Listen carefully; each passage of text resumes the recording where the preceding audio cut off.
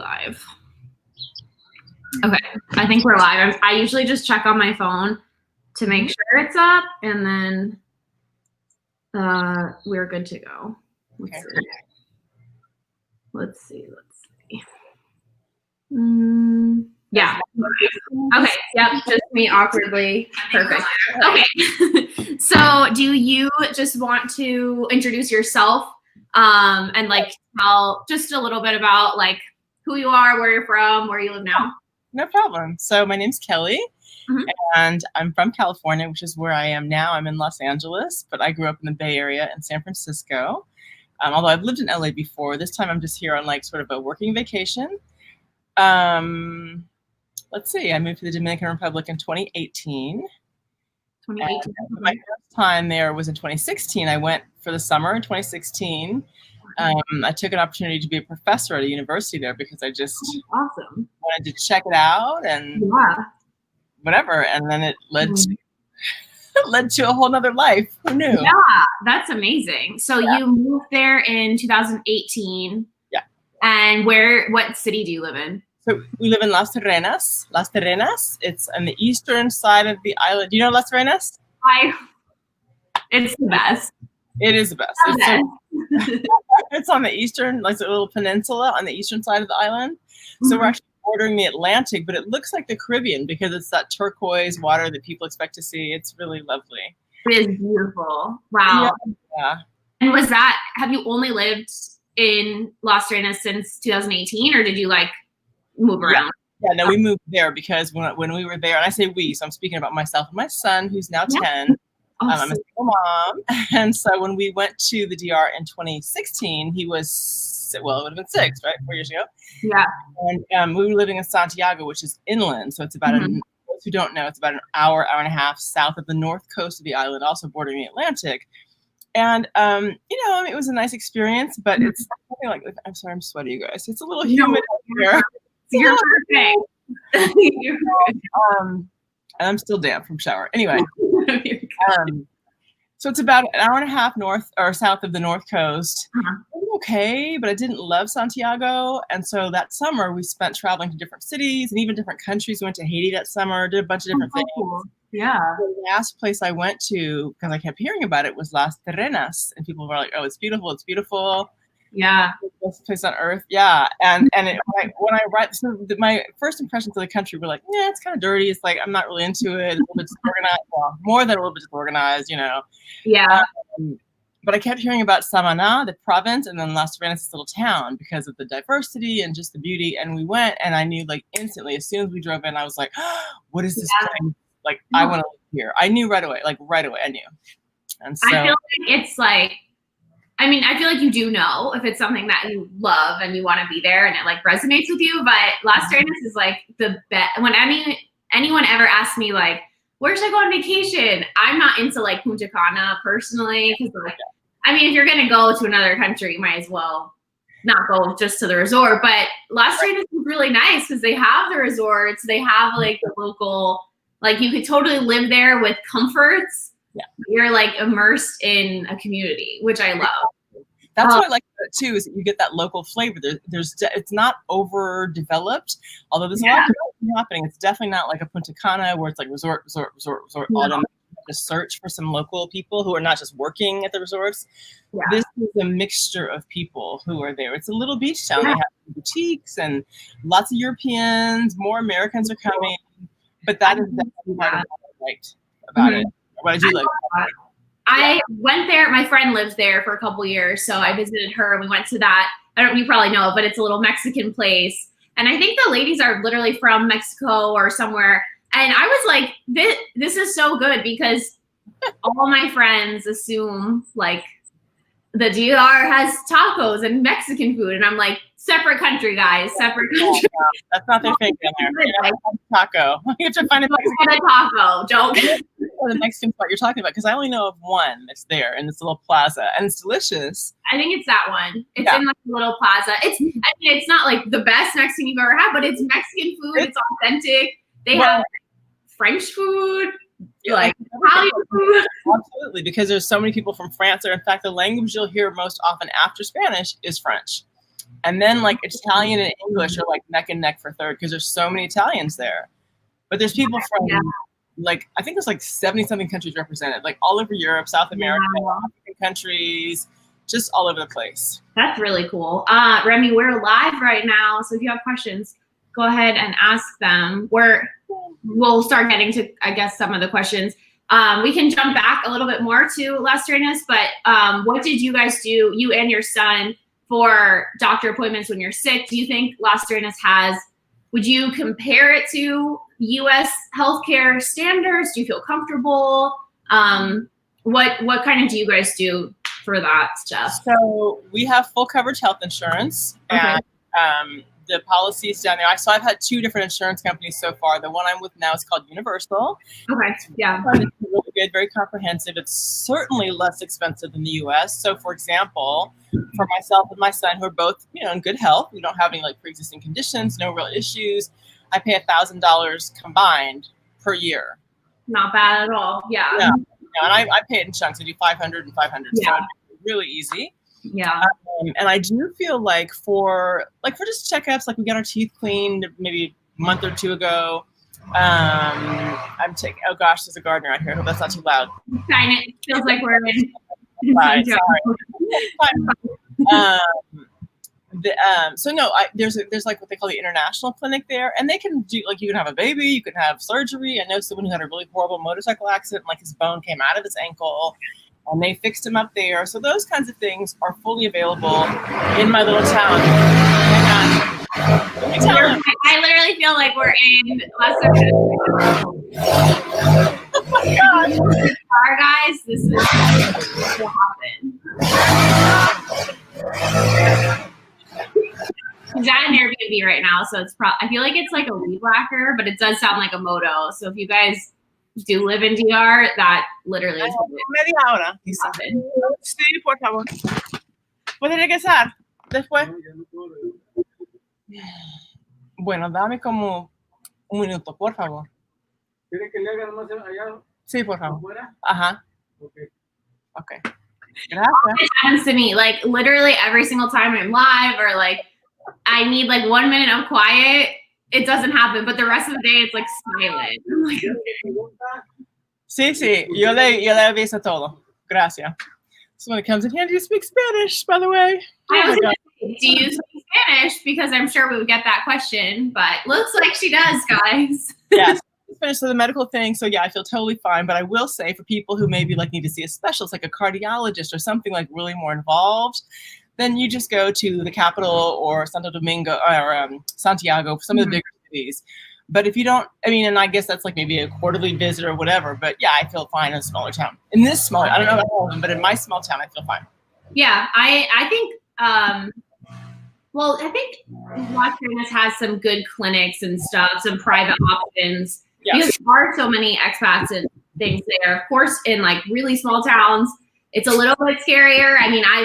I have friends who live in towns that literally you're not near a hospital or a clinic for an hour. Yeah. That makes me nervous, and that would probably make you nervous with your having a son. Right. But to answer that question, I feel like medical needs are pretty. You can medical needs, yeah. There are physicians there, for example. There's like some dentists who are French, or obviously there's plenty of Dominican people there. Yeah. But it's a Dominican doctor team, 2 guys who are from Santiago, but they speak like perfect English, and their services are wonderful. I took my son there for a little minor thing one time, and it's really good. So you have options. There's even like a therapist there who I think is from that's awesome. I know a couple that were having like some marital issues, and they went to see this therapist, and so they're still together. That's really so hard. That's really good. Yeah, that's something I think that could be lacking if we're talking about like healthcare, like maybe mental health, or I know some parents have asked in like a group I'm in, like their kids have disabilities or something. Right. And in that regard, I don't think it's up to the same standard of like care that you might get here therapy wise. But if you guys are just looking for like dentist, eye doctor, basic upkeep, I feel like you'll be fine. You can do it. And there's definitely like, every single thing won't necessarily be covered in my town. I might have to go 40 minutes to a neighboring town to get whatever kind of service. But you think about it, like day to day, you're not really using that much stuff. Even, I mean, periodically, like I said, if you have something, you know, particular issue, then I just say check it out, you know. So can I do a shameless plug? Yeah.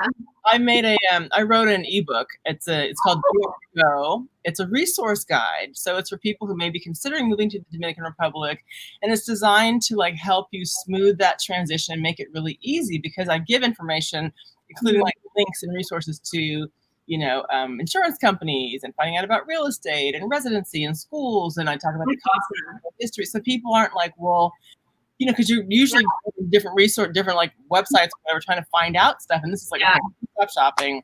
So that's awesome. I can link it if you want to send me the link. That is really good, because when I moved there is not a lot of information that you can Google. Like not a lot is online. I mean, even to apartments, like yes, you can find apartments, but it's so much better. People always ask me like, where do you look? I'm like, Corotos, Facebook, or when you're there, walk around, see the stuff, and that's the best way to do it. Ahead of time. Like I have so many people now who contact me because of my channel, and they're like, "Can you help me? And where do you think I should go? And how much is it going to cost?" And what happened? The reason I wrote the book is because I kept getting the same questions. Yeah, I've been thinking about that. That's such a good idea to actually do it. Responding to every single person, I'm like, this is getting like to be accessible, you know?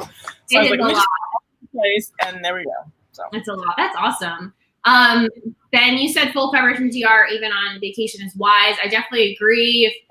On trips, you never know, and if you've never been to the country, some people get a little crazy and get on the moto and like really relax with rules. Like I used to go on vacation and like be on the motos and like not wear a seatbelt and sit in the back of the pickup trucks on the highway and like just be stupid. So in those situations, like definitely have healthcare, because I've seen some tourists. Me too. Get in very bad situations. Yeah. Very bad. I'll tell you, I know I was in the clinic one time. I don't know what I was there for. Oh, I do. I purchased a scooter a while ago and I crashed. Anyway, there's a little scar right there. So I was in that day, just getting like, you know, basic. Yeah.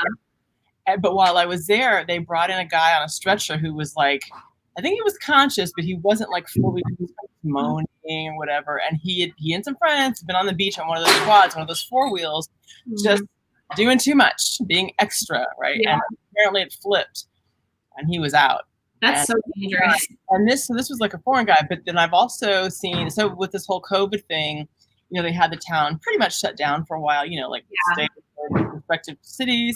Good. They opened up, and there were a lot of people coming from Santo Domingo to the beach to hang out. Yeah. Another young couple on the quad doing like zooming through town and everything, and their quad flipped. No. The guy flew off, hit his head on like a pole, died instantly. And I don't know if it was his girlfriend's wife or like his sister. It was some young woman who was on the back who was pregnant.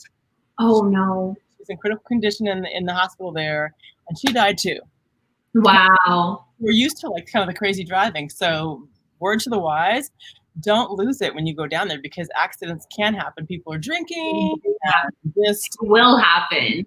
Yeah. Like I tell everyone, please, like all my friends, anyone who these people that message me and I feel like they're gonna like go for a lot of fun. I'm like, please wear a helmet, or like don't even go on a moto, because a lot of the guys, you know, if you're young or whatever, if you're at a resort and you meet a Dominican and they want to like kind of show off, they are going to, I've seen people like speeding, midnight, wheelies on a dirt road. I'm like, please don't do that. Like, it is not worth it. Like, don't stop the medical system that much. Yeah, and it was super common for them to do that. Wheelies all the time, and like crazy driving, whatever. Yeah. Most people get a little freaked out by that, but I agree. Like if you're hanging out and you want to sort of party with some people, it's like, just don't kind of lose your mind. It's like, yeah, there's a balance for sure. Like, do you let your son go on the scooter and stuff? I did at the beginning because we didn't have a car. And honestly, it took me probably some months, because I was like, there's no way I'm putting him on there. There's no, and we came with a helmet because I already knew from visiting. Yeah. But initially we lived like right in the center of town, so we could walk a lot, you know. Yeah. Wait a second. So when I was teaching at his school when I first got there, and he was at that same school. So we'd go in the morning and we would ride together. Yeah. And like, you know, so he's in the middle, but I never felt comfortable putting him on one by himself. Yeah. Then I had to do some work after school for a while, teach an additional class, and he was done. Yeah. enough to hang out for, some extra hours. And so eventually I got comfortable because we would use the same guy, the same moto guy over and over again. So, you develop a trust level. Like, that's a good thing. There's no room for error here. Yes, threaten them. I mean, that's part of like adapting, I think, to the lifestyle and the culture while still maintaining like your head about you. Like, yeah, adapt, but you don't need to be like, yeah, go on your own quad at 100 miles per hour. Like, there's a lot. Yeah, well, this was an older guy too. He's like 40 something, and so I was like, he's not gonna. He's got kids. He has a family. He understands what I mean. Like, I don't want to see any crazy behavior. No, my moto guy was definitely like 45, and I was like, nice, let's go, nice and easy. That's right. And I still use this guy. Like, if I need him to do an errand for me, I'll call him up. Hey, can you go get this? Whatever. That's the best thing ever. Like, hi, Carmen. I love that you can. I think it's like a nice surprise for people when you move there. Like, if you need something from the pharmacy, but you're kind of stuck somewhere, you need an errand or literally someone to go pay a bill for you. That's a thing that can happen. Can you come pick this up and take it over there, or bring me one of these or whatever? Yeah, I love that. Any info on mailing packages from the States to the DR? So I know what I do. What do you do to get your packages? I have a P.O. box at a place called Mailboxes, etc., which they have them in the States too. Mm-hmm. And it's free to sign up or whatever. You pay. They give you I still have like a Miami address, which it has like an international code, so they know to send it to. It gets to the PO box, and then you pay by weight. So I just try to be careful about, like, I don't want to order a whole bunch of things. When I come home now, when I'm at home, if I need some stuff, I can load up here. Mm-hmm. Like, I like to get sometimes the scented candles because they don't really have. And candles are heavy. They are. Yeah. That's a good one. I think it's like 200 pesos per pound. At least we use BM Cargo. So same situation. We have a forwarding address in like Doral, Florida, and then it automatically goes 200 pesos per pound, which is like $4. So keep it light. And right. I will say, like, don't ship things over $200 because then you get an additional like import fee. Yeah. I didn't know about that, and I actually don't even know. I guess I'll take your word for the 200 pesos per pound or something. I don't even know. Something like that, yeah. Like, I get, like a dress every now and then from Amazon or something, so it's never that much. But my mom actually just sent me this big old box full of stuff, like huge care package just waiting for me now. And she's like, I put all this stuff in it. And I got an email, then they were saying, or a phone call, and they're like, listen, fill this out, but don't put that the value's over 200. I want you to put a whole bunch of taxes. So I was like, okay, it's like 150. Yeah. I used to how to do stuff, but it's not hard to do it. And it doesn't take a lot of time, actually. No, it doesn't. To get there. No, it's super easy. I'm going to Santiago in December. Any recommendations to do there? Definitely. Where did you live? I lived in Jarabacoa and Santiago. Santiago, I would say, like, go to the monument, which is probably like the most touristy thing to do. It's like their monument in the city. You can climb up to the top. It's closed right now, but hopefully open by December. Did you like carriage rides around the monument still? Yeah, which I don't like. Oh, okay. I feel so bad for the horses. Oh, yeah. I'm so soft and emotional. Like, you're not going to see fat, livestock. That doesn't mean you're underfed. Apparently, like the cows, it's a different breed. I don't know, but I'll go with it. That will make me feel better. I don't know. Right? I don't know. Let's see, Santiago. There's movie theaters there, which is something that they don't have in other towns. Right. They have a couple movie theaters. No malls in Las Terrenas. No mall. There is a mall in Santiago, a couple. They're small. They're not like an American mall, but they have stores. Really good restaurants. I did a whole video on, like, you can look it up, like, restaurants in Santiago. Those are my favorite ones. And then I would take a day trip to, like, Jarabacoa, to the mountains, go to the waterfall. Yeah. Go paragliding. Have you ever been paragliding? I don't think so. I'm like in the water. It's parasailing. Oh, that's fun. That's fun. In Jarabacoa, you go and you like jump off the side of the mountain and like float down. That was like the bravest thing I probably did. I don't know about that. Maybe when I was younger, I didn't have a child, but now I feel like I need to. So true. So true. Yeah. Now it's like, maybe we shouldn't do that. Yeah. Santiago is really cool, but definitely don't just stay in Santiago. If you have time, go to the beach, Cabarete I love, and it's really close. Yeah. That's like an hour and a half. It is. So Santiago, even though I lived there for the summer, I didn't feel, and that's part of why I left. I didn't feel like there was a lot to do there. It was kind of like, okay, I went to this museum, I went to the mall, we've gone to movies. So that's why we would travel around, like you said, the North Coast. Yeah. Go up north if you want to go to the beach. Jarabacoa is close by. We went up there, Jarabacoa and Constanza, where they grow all the fruits and vegetables and stuff, or a lot of cool day trip for sure, or overnight. Yeah, so nice.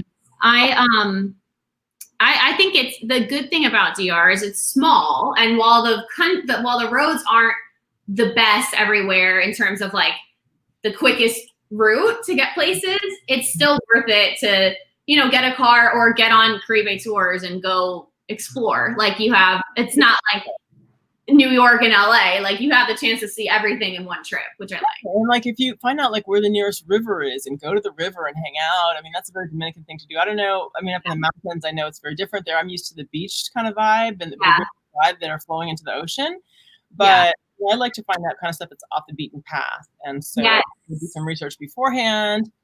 It's in the DR ride. That's my vibe too. Like that's why I say I don't like Punta Cana, because I just like lower key, like we would go to the river, hang out, go to the waterfall, chill. Like that's more my vibe, I feel like. So when people ask me like, what's your favorite club? I'm like, I'm not the one. I'm not the one to ask. I don't know. I'm a loser. Outstanding crime stories. Could you please post a link to, I'll do more crime, which I like to do. Can you, do you have the link, or I can put it in the description after too? Let me pull something up. Yeah, I'll put it here. Good idea. Hi Kevin, where are you from originally? Are you living in DR permanently? I feel like that's question is for you, maybe. Yeah, so I, permanently, when I left the U.S., my whole thing was I am going to do the DR for 3 to 5 years was my thing. So here, look, I'm putting a link. You can go there. It's long because I just whatever, but you can go there and get the book, the ebook.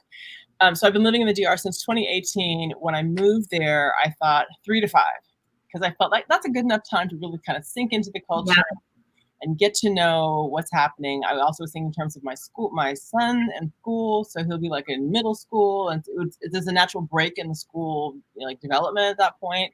Yeah. And I mean, I'll say this in terms of permanency. I don't know that I would plan to live there forever, but I could certainly have some property there that I visit, or that I like an investment property. Mm-hmm. Definitely. I feel like in some ways I'm doing a little bit of a transition now to have like multiple residences, because I just got a new job here in California, which I can currently do remotely, but at some point I may have to be back here on a more regular basis. Okay, that makes sense. That's kind of, I guess I'll kind of answer. I'm from New York, for if anyone doesn't know. And I live in Arizona. I lived in DR 2 years and we moved back. I choked last year. We did the K-1 visa, my husband and I. And the plan is similar to you. We're trying to buy land in Samana, Las Terrenas, the North Coast area. Yeah. And then we would like to split time back and forth. Like I'm pregnant right now, and I guess this kind of goes back to the healthcare question. I wouldn't go as far as to have my baby in DR probably, just because of whole different bunch of things, but we'll do that here. And then I'm thinking like, ideally when you have like a 2-3-year-olds to go back and forth, even at least for the summers, if anything, like 2-3-year-olds, like, are you having twins? Is that what no, 2 or 3 years old. No. No, thank you. Thanks, but no. No, I think like around that age, like I just really want them to be immersed in the culture and like, time for that. I mean, so my rule of thumb when I move, even if you're in the same like country or something, you move, let's say, to a new state or something, it's about 2 years, like solid, to get really into the community, to know like, okay, I go here for this, I go here for that. There's some people that I can be cool with, because you're going to meet a lot of people up front, but then you have to sift through and really feel like who's part of your who can you feel comfortable with, and go through some bumps, go figuring out how things flow. So we've been there it'll be 3 years in February, so we're coming up on 3. That's awesome. I love that. Yeah, but the dual thing is awesome, like having multiple residences. That's the goal. Both of your Wi-Fi services are super clear. Thank you, but we're both in the States currently. Exactly. So, but in the DR, I have Claro, which I feel like everyone. What do you have in DR? Well, actually, so I started with Altice, which is like the main competitor to Claro. But because of my YouTube channel, I was having the worst time. So Really? I'm on my third service now. It's called NetBlue, but I think it's just local to Las Terrenas. It's like a guy who set up his own company. And so far it's been okay. But I also have someone who's supposed to come and like build me out a special VPN. I don't know. I don't speak that language, but I was like, listen, with my job, I have to do Zoom calls all the time. That is where it can kind of like struggle a little bit. But yeah, I mean, if you get like fiber optic or set up some like things, it's good. And then worst case, when my power went out, I would find a cafe or something. And good thing about DR is everyone has Wi-Fi. Like when you go to a restaurant or something, you have Wi-Fi option. Whereas here, it's not really a thing. I feel like as much. Yeah, I mean, you go hang out at Starbucks, I guess. But yeah, I should jump on while I was here. I was like, well, at least the internet's clear. Right. It's a thing there. I mean, you are on an island, so check it out. Do your research when you go, and and this is the other thing about research. When you determine where you want to live, like some places, I know of a development, for example, that is beautiful, but because they're sort of behind a certain mountain or whatever, I don't know what the reason is. They're notoriously bad internet. They have really bad service there, and I didn't know that initially. But I've heard people say, because I help people with some real estate sometimes, and I was like, well, that's good to know. That's people. Really good, because every expat that moves there, they're concerned about the Wi-Fi. Like they, with good point, most people are working. Here, right? Exactly. If they're retired, it doesn't matter. That's one thing. But if you need to connect for work or whatever, do check that out. And that's a good question to ask when you're looking at places to live. I really like your name, Liliana, too. That's on my baby name list. When traveling to the DR, what is a safe way to store large amounts of money without opening a bank account? That's a good question. What do you think? Well, every villa typically, and apartments even, come with a safe. And if you're talking like $10,000, I don't know how much money you mean by what you mean by large amount, but I mean, you can definitely like lock your stuff in there. I would recommend keeping cash to what you need and what you're going to use, because remember, you can always, there's ATMs and whatnot. You can use your American card. There is a fee, but compared to taking thousands in cash, I've never done that, even on a vacation. Like, just because you never know, like that's so easy to go missing. I'd rather just have my bank card go missing, if anything, and then call the bank. I've never taken thousands in cash. Have I taken thousands in cash with me? I took thousands in cash when I went to Cuba because I knew I couldn't get cash while I was there. I haven't, but I'm cheap. So. I'll have some hundreds in cash. Yeah. And then I can go to a bank or use my card. But if for whatever reason you're traveling with a lot of cash, I think your best bet is going to be a safe, in your villa someplace. I mean, that's not really a good option. I also have one of these I work with a brand, and they sent me a sample of their anti-theft bags, which I had never thought about doing. But if you are a person that carries cash, it's like this big, like the size of a wallet, and it has a combination, which is maybe if you're the type that likes to carry cash and walk around with it, maybe look into something like that. Yeah, I guess. Thank you so much, Danny. Hi, Question for you both: what businesses are in demand or needed in the DR? I love that.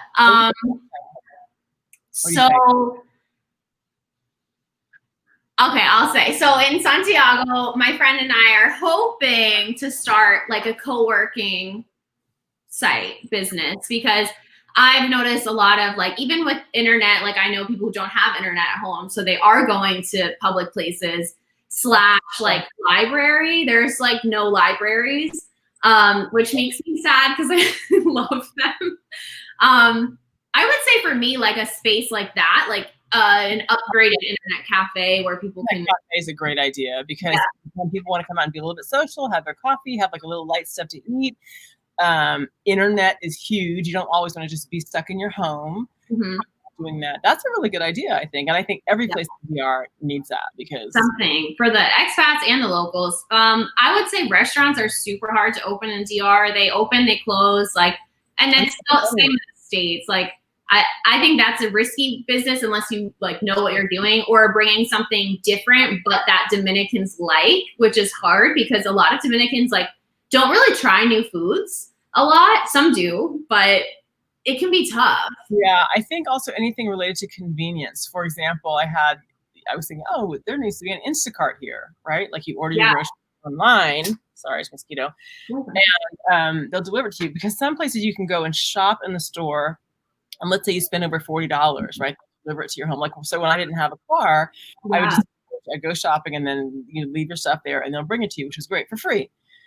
But sometimes, what if you're sick? What if you're elderly? What if it's raining, pouring down, you don't have a car, and you just want to go online and do it? I mean, that takes a little bit longer. Yeah. To get everybody on board, but I feel like that would be good too. I also think that David, I was like, this is a great idea. It's a great idea. It is.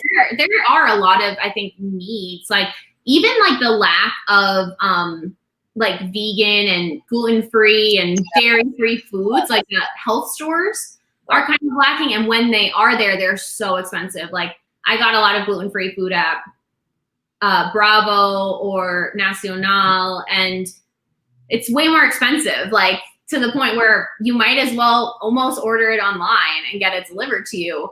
So maybe that too. I met someone recently, an Italian man who imports like Italian products, food products. And he sells them. So this is obviously in bulk, right? To restaurants, to the supermarkets, whatever. And I was like, well, that's a good idea. If I could think of like what from the US would be great to offer here. They don't have, I don't know. But I mean, those basically you want to be innovative. You want to fit, what is it? Like a peg in a hole, like solve a problem, create something that's going to be easier for people to live. Yeah. I don't know. If you have any suggestions in the comments, feel free. That's a good question. It's interesting. Yeah. DR upload speeds. Yeah, uploading a YouTube video is a struggle. I'm like, let me just put my computer here for 2 hours and wait. And then I come back and like it failed. And I was like, no, I had to redo it. My viewers, it's a struggle all the time for me. It's just, and it's embarrassing, frankly, because I'm like, oh my gosh, I'm trying and I don't know why and I can't solve this.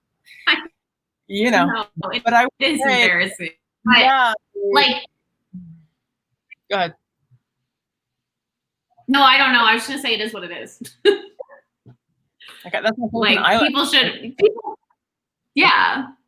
manage it. That's why I never like schedule. Like I never set up like Monday, Wednesday, Friday, 7 p.m. because I was like, there's no way that I can guarantee that the power will be on and it will upload. Like, no. You can also send yourself money to Western Union. Hi, J-Rod. Yes, you can. I never have, but you definitely can do that. You'll have trouble getting through customs with large amount of. That's true too. If you have that cash, you have to declare it. That's why I said 10,000. I think 10,000 is the limit. And like where's that gonna? They have those waist belts. I don't know. I mean, I could never picture myself bringing 10K in cash. I wish to get to that level, but no. Do you ladies have your Dominican visas, or do you pay the exit taxes when you leave the DR? I pay the exit tax. It's not that expensive. Like, so for example, my son and I were there. We came to the U.S. for Christmas. So we came back. We were there from January through August when we left again. Mm-hmm. I think I paid $100 for both of us, like combined, to leave. So yeah. It's cheap. It's worth it. Yeah, it's not a bad fee. No. And I tell people, like, unless you are staying long term, the residency, like, there's no immediate need for it. If you're not working or wanting to buy property or something like that, I feel like the exit fee is the best bet for most people. Yeah. Until you're feeling it, until you know that okay, I'm ready to buy property. I'm definitely ready to stay here. I'm marrying somebody or whatever the situation is. Yeah. That's what I haven't been to the point where I was wanting to invest. I don't mean financially, but like for sure, no, I'm going to be in this country. I'm at the point now where I'm like, okay, I can buy some property. And then you have my other spot. Go back and forth. You don't really need it. I was gonna ask you, like, how was the transition for your son, like, as a child? I mean, I know for us, there's certain things like adults would struggle with, but how was it for him? So my son is he's a bit of a trooper. He doesn't complain a lot. Nice. I'd say the first 6 months were probably the toughest because of just, everything being so new, so different, of course, missing friends. And also he didn't have our regular home there until like 8 months in. Because sometimes there's a little snafu at the beginning and sometimes it takes a while to get settled. Yeah. So he's done okay. Like I said, he's not a complainer. And I think now he's kind of into the groove, like, okay, we're living here, what I mean? Got, like, tennis lessons. There's been different activities he's been involved in. But I will say being home for this time during the summer, he's loving it because unfortunately with the circumstances now, he can't completely just hang out with all of us. But he's been able to see some people and have some fun. That's good. So now he's even talking about, hey, well, why don't we go to Japan and maybe we can live here? So which is what I wanted. I want him to just open up to the world and be willing to explore and all that. I'm definitely much more of the adventurous one. Yeah. But I'm like dragging him along, and I think he's great. I mean, there's some things that there's something nice about sort of the consistency of growing up in the same place, in your same neighborhood, and you all go to the same school forever. Yeah. And there's a benefit there, but there's something completely different to just stepping outside of all of that and learning about the world. There are things that he could not have gained from staying where we were. No, definitely not. I think it's so worth it. I mean, even if it's not a long-term thing, he's at the age he's not going to forget it. And plus, he probably is fluent in Spanish now too. It's all you try. So actually, his school might be in English, right? For the past 2 years, he's gone to a French school, so he speaks French now too. He's trilingual. Casual. That's amazing.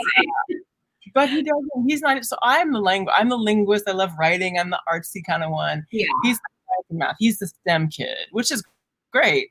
But I'm like, come on, go meet some Dominican friends and all. And he's like, I think he's a little bit embarrassed. And if you ask him, like, how's your Spanish? He'll be like, mediocre. It's just not really. He speaks it. He understands it. Yeah. But, I had dreams of him basically becoming Dominican and sounding like a Dominican. Yeah. No. He probably is way better than he thinks, though. It's probably he's just kind of nervous, He's an investment. I put him in school, Spanish bilingual school here for 5 years before we went to make sure he was ready and he could communicate. He wouldn't feel afraid. That's good. And the good thing is in Las Terrenas, there's a lot of international kids. So he's not like the only American or the only outsider. So that's nice. Yeah, we talked about that recently. I was like, think about how many people, how many friends you have from different countries. And we counted all the different countries. And it was like, off the top of our heads, like 7 countries of kids who use. And there's more than that, but like the sort of the regular mix of kids. I was like, do you see? This is amazing, right? This is amazing. Yeah, that's such a cool opportunity to give him, and like a cool, I don't know, like testament to other parents that are thinking about it. And I think a lot of people are like I have kids, I can't do that. But like you show like, no, you can. You have to think about things a little bit more, but you totally can. Like, it's a wonderful thing. It will bring you closer with your family because you're going to need to rely on each other in a different way, and you'll be experiencing things together for the first time. It's just, there are memories, like you said, that will last a lifetime. One of the things I did was I waited until, as I said, he was 8 before we made the permanent move, because I wanted him to be old enough to really absorb it and remember it and like have some impact on who he is. So cool. I'm jealous of your son. I want to be an 8-year-old in DR. I say all the time, I'm like, you have no idea how good your life is. I know, right? Oh, so jealous. Hi, Christina. Oh, hi, Christina. She's another YouTuber. You guys should follow her. She's really good video. Really informational videos. Really. Yeah, I wanted to hop on a collab with her too. Now that I'm in the States and I have decent internet, I'm trying to connect with her. I want to do a collab with Christina. I'm not in DR right now, but I wish I was. I wanted to go visit, but honestly, it's not the best time to visit right now anyway. Like, for a visit. And with Corona, my doctor was like, you should probably just not be on a plane. If you can avoid it. Like being pregnant.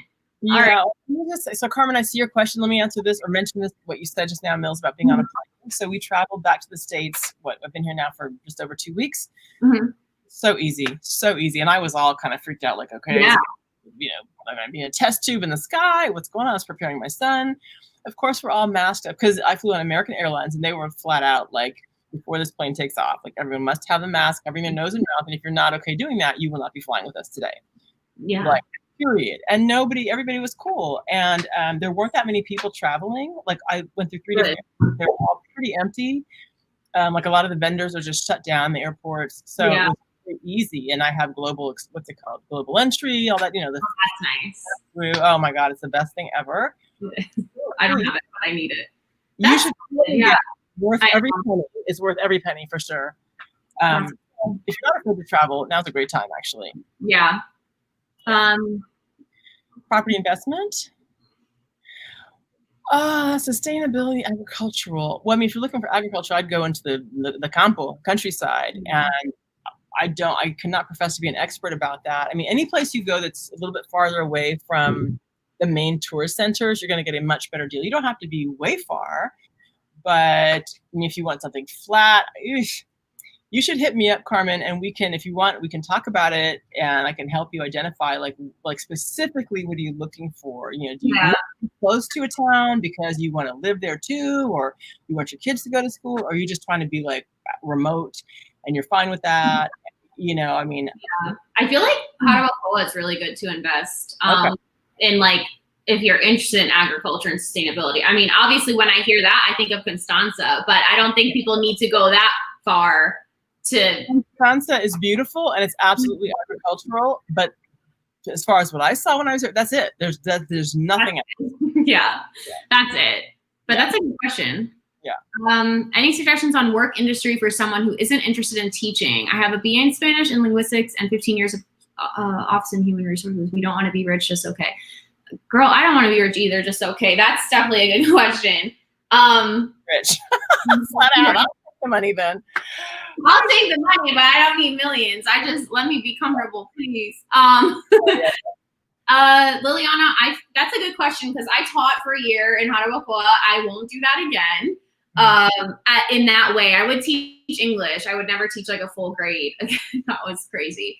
So some other options would be, and what I always recommend to people is working online, which isn't ideal for some people because you're not fully immersed sometimes and whatnot, but to live in DR and get paid in dollars, I feel like is the best bet. That's the ticket. I would recommend the hotel industry because we're always looking for people. You've got the languages, which is wonderful. HR, I mean, that's really what all that is. It's, you know, interfacing with clients, knowing how to manage people, being efficient. All the types of skills that would come up in your background, it sounds like, would be very useful to a hotel operator. Right now, of course, the tourist industry is taking a hit, but my guess is they're going to be putting a lot of money into tourism because they need to build that industry back up. And I mean, this is a country that's dependent upon tourism. So you can just different parts of the country where you might be interested in living, find out what hotels are there. Like I know the Bahia Principe, that chain of hotels, I want to say they were looking for some, I mean, this is like a particular job, I don't know. But that's one that just instantly comes to mind. Just research and get online and see what they say. But your background sounds wonderful. Yeah, even like the thing with finding a job in the DR, like I did with school, you need to reach out to people because all those jobs aren't posted the same way as the US. You might find a job that you think is open that closed a year ago. Like sometimes, you know, it just doesn't hurt to ask if you don't see an opening. I know a girl who manages a hotel in Las Galeras, and it's like a boutique, really cool hotel, and she just literally manages it. And I feel like that's not an opportunity you would probably see online. Like she probably met someone, made a connection. So yeah, hotel chain. This is a Spanish chain of hotels, but you can look up their you call it, go to their website, and I'm sure they have, because they've got hotels all over the world, and they have maybe. Sorry. Wait, did you send it in the chat? Chat. Oh, I'm in private chat, am I? Oh, sorry. Comments. No, you're fine. I just noticed that. Okay. So can you post your ebook and the hotel chain in the main one? So how do I, wait a second though. So it's the top right. It says comments. Yeah, I know, but I don't see a place to type now. Do I need to give you? Here, I'll post them. Maybe I have to do it? That's weird. I don't know. So this is the hotel chain. And then this is a link to the ebook that we were talking about earlier. Thank you. That's weird. I probably need to give you permission or something. I don't even know how to do that. That's weird. So have you needed to show proof of return when buying a one-way ticket to DR? I never have. I have. Okay. I have. My very first time when I moved there. So when I lived there for the summer and I had the job at the university, it was all covered. They paid for my visa, this and that. So I had just amazing. But when I moved there in 2018, even though I had my little work contract, I was like, oh, I'm going to have this. This lady stopped me at immigration because here's the thing. Here's the trick, right? When you come in, you're going to have to fill out this form saying, how long are you planning to stay in the country? And I was like, forever. You know, I didn't know. Yeah. Like a year or something. I don't know. Yeah. And they flagged me. They're like, nope, right over here in the immigration office. Now, mind you, we've been flying all night, whatever. And they're like, you can't stay here for, do you have a visa, whatever? And I said, well, I didn't know anything about it, right? The tourist visa is 30 days. If you put more than 30 days, you have to have some type of... Yeah, don't put more than 30 days. No. So put 2 weeks, 3 weeks, whatever, which is what I do now. Yeah. Because they were like, and I said, no, but here's my job and everything. She's like, well, are you going to volunteer or is it a paid job? Yeah, that's a tricky thing too. It is a trick question. It's I didn't know. So I was like, I'm paid. It's great. And she's like, wrong answer. Yeah. Because you volunteer, they slide you through with whatever the visa exception is or something. Yeah. Paid, you have to have a whole permit thing. And so she hazed me. They made me buy a return ticket in that office right then. And I was like, oh my God, totally freaked out. Finally, she stepped away and some other guy came in and he was just like, okay, you can go. But I was there for about an hour. Like they were making me sweat bullets. So yeah, it's hard. I had, I think, so Santo Domingo is a little bit riskier to fly in with that. They're a little stricter. I always fly into Santiago. It's chiller. But I had a friend who flew into Santo Domingo. She was a teacher. She had her visa and all that stuff, and they stopped her. And the only reason why they didn't send her back was because it was the last plane of the night, and they weren't going to let her in the country. So she had to do all this other extra things and pay fees and stuff. So they are cracking down in certain ways and sometimes. But the thing with the DR is like they'll have, for example, you need a coronavirus test to enter now. That's within 5 days, but they never ask anyone for it. They might ask a couple people. It's like, right. So, I mean, if you have a return ticket, you're good. I mean, I think like I'm going to go back in a week. I'm not buying a return ticket. I'm just going to usually do. No, I know it's fine. If you get mugged in DR, would you be on the next plane out attitude, or would you think things happen and go on enjoying paradise? That's a good question, Danny. Have you ever had anything happen? Because people ask me all the time, have I been robbed, mugged, whatever? No problems. And I've had people like overcharge me, but nothing. Yeah. No, nothing. And if I got, heaven forbid I get mugged, but if I got mugged, I'd feel like that's horrible. I'd be pissed. I might talk some shit about the country, honestly, excuse me. But no, because you can get mugged in New York, you can get mugged in Texas, you can get mugged. Yeah. Yeah, I would be, oh no, you froze. Can you hear me? Yeah, I can hear you. We're back. Okay, perfect. Yeah, I mean, that happens everywhere. And I also have been really lucky that I never got mugged. I had my backpack all the time. I had my phone, my money, my computer, working in the cafes and walking around alone. And I was fine. Nothing ever happened. But you also have to have like a sense of street smart about you in a sense. Like, obviously, for example, someone said, this is in Mexico, but there is a group of Americans who went and they said, do not wear any nice jewelry. Do not wear it. And then they get the attitude. Some guy wore his Rolex and he got murdered for his Rolex. Wow. And that was Mexico. But the thing is in DR too, you do have to be a little smart. I don't take hundreds and put them out on the table and wait for, or like have my phone like a Moto and I'm like, look, I have an iPhone. Like, there's a way, but I think I would have what you said. Like, I would be pissed, obviously. I hope it wouldn't be like a violent act, but if the worst thing that happens to you is my phone or my computer got stolen or my money, I'd be like, well, at least I didn't die. Like, I mean, no one wants that to happen no matter where you go, but use common sense, be mindful, be aware of your surroundings. I don't feel like people are out to get you there. I've certainly heard of things that have happened, just like I've heard of things that have happened every place else. But I don't live in fear. And no, I would not be like, okay, this is it. This means the country is bad.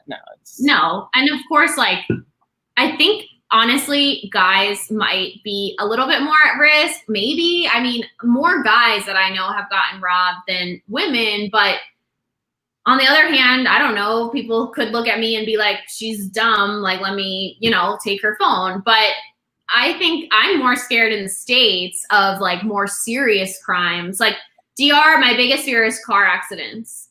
In the States, I'm like at a mall and I'm like, hey, is there going to be a shooting? Like literally. And people think it's dramatic that I think that, but I always do. Like it's not. And it's not. I can tell you again, as a mother raising a brown boy with all this stuff that's gone on here, just even this trip coming back, I'm like, oh, I feel some of that pressure and that consciousness around those types of issues that is here that I never feel there. Which is a good thing. Yeah. And then to bring him back into it at 10, where he's becoming a teen soon, and all those things start coming up, I'm like, yeah, which is why I want to have the option to kind of come and go, because the U.S. is wonderful. I've loved being here with all the conveniences and like cute little couple things in the stores and, great little restaurants. I mean, outside at the moment, but there's just some things that are different. But I know when I go back, like I saw some pictures of my neighborhood yesterday and the beautiful beaches and everything. I'm like, oh, I can't wait to get back. So I love Las Terrenas. Like I'm trying to think of my favorite restaurants there. I don't even know. It's so peaceful, I feel like. And just, I love that so it's like, I really love Cabarete too. We would go, on the weekends since it's closer to Santiago, but Las Terrenas is like Cabarete plus, like pro version, I feel like, because it's like, I don't know, it's even more relaxing. Like, I've spent a little bit of time in Cabarete, I think the longest stretch is like 3 days I did there, 3 nights, whatever. And so, and I went specifically to see different parts of town. Like if I wanted to move there, where would I live? What are the neighborhoods and this and that, Encuentro, and it's beautiful. It feels like it's bigger. It's like it's a long strip as opposed to being like a nucleus, right? It's a long, like it's just a strip. That's true. So I don't know it that well, but Las Terrenas is a magical place. It's wonderful. It's not for everyone because it is a bit isolated. Like there's no movie theater. There's no mall.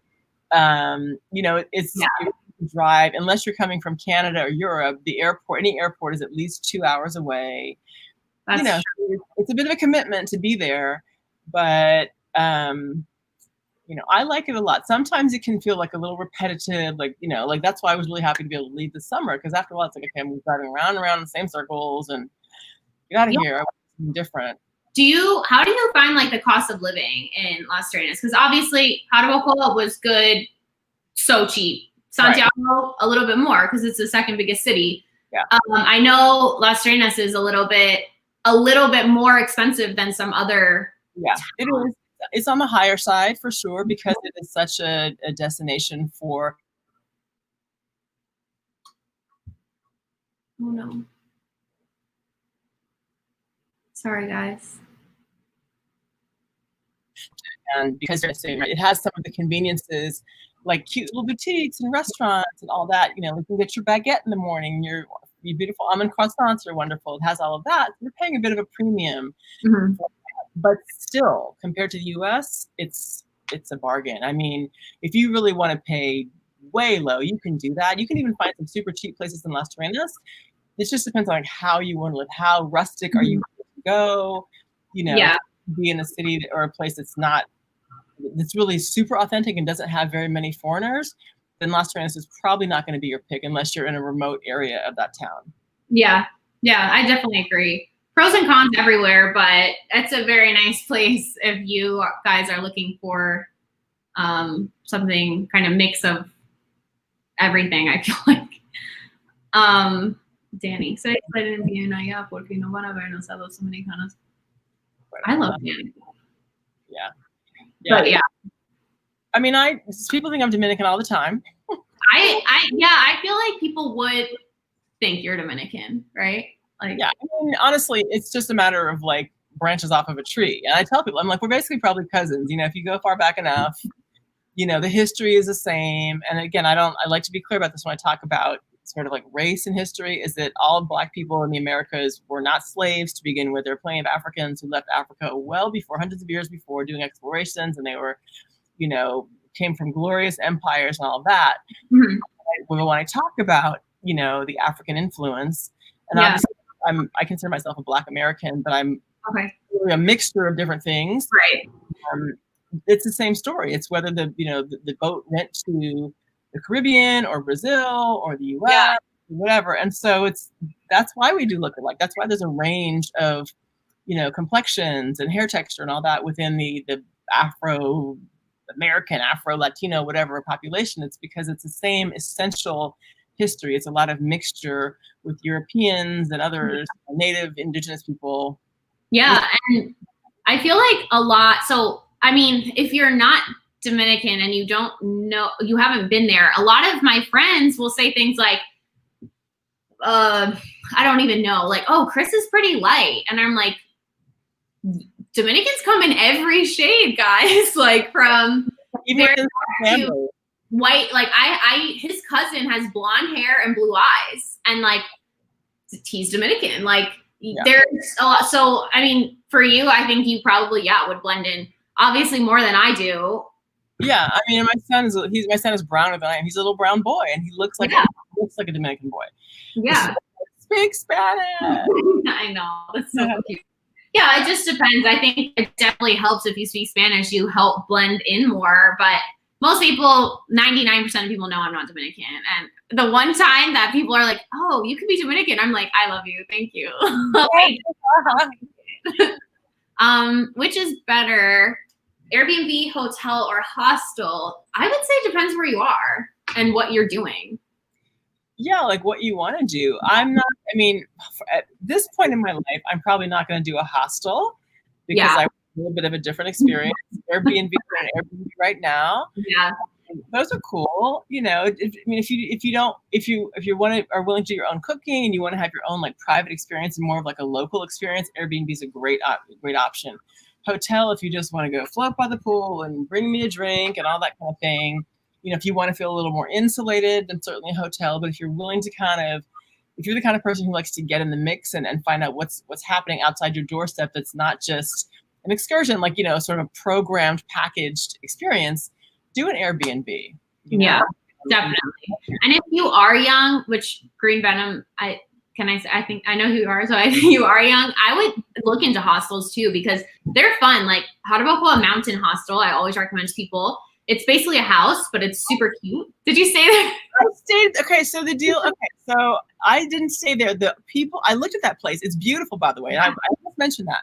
Haraboko Mountain Hostel is beautiful, but we went there just a few weeks ago. But because of COVID, it's closed. But the owners have a little cabin. It's a house, really, but it's like their private cabin next door. Yeah, that's that, which was wonderful. Yeah, they're really nice, and she did them all. Yeah. Yeah, and I saw pictures of the hostel, and I was like, this is not a regular hostel. No, that's the thing. Like, you can try it around. I stayed in hostels in Europe, like, back in the... Yeah, definitely. There is... I don't know if you're talking. Let me see. I don't know if that's my end, guys. If it is, sorry. I don't want to talk over you, Kelly. No, I'm not talking. I can hear you. Okay, sorry. You froze on my end.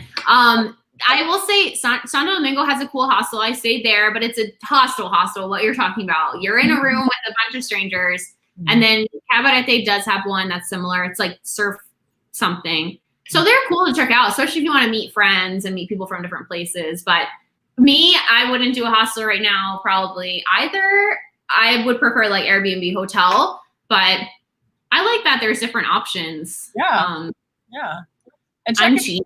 So well, and if you're on a budget, and I'd say if you're younger on your budget, you don't have to be super young. Hostel's a great way to go, like you said, to meet people, whatever. Yeah. I think so.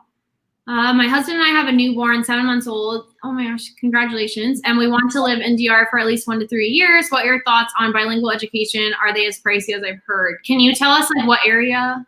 Do you know? Maybe not. Maybe you don't know. Well, you know better than I do, so I'll let you answer. Yeah, so there's bilingual schools all over the country. Once again, this is in my DR Go guide. I talk about schools in different parts of the country. You've got a baby, so you're not going to be looking at any school for a few years now. But, you can pay. I know of a school, for example, in Santo Domingo that is a fantastic school. It's got like international curriculum, and kids go to colleges all over the world, top level colleges. and I think their tuition's like $14,000 a year, which for the DR is super expensive, right? I mean, there's schools in the U.S. that, I mean, it's expensive, right? It's not like a drop in the bucket, but compared to U.S. schools for that type of education, it's still very inexpensive. In smaller towns like where we live, private school education is roughly, it's like $300 a month. So you might pay $7,000. I mean, all inclusive, like the registration fees and this and that. Maybe it's like $7,000 a year, roughly. But there's degrees of all this stuff. I see somebody doing Oeste. They're private schools that are bilingual. They're going to be a lot less. They're more like just Dominican kids going to those schools versus like expat level. You're going to pay more if you're talking about like an expat bilingual school. Yeah. There's so many options in every city. I don't think you're going to have a problem finding it. Santo Domingo, I would say for a baby, like, so she'll be, let's see, like maybe 4 if by the time you want to leave or come back to the States, maybe. I'm thinking I wouldn't invest in something like Carol Morgan, or that's like the most expensive school on the island.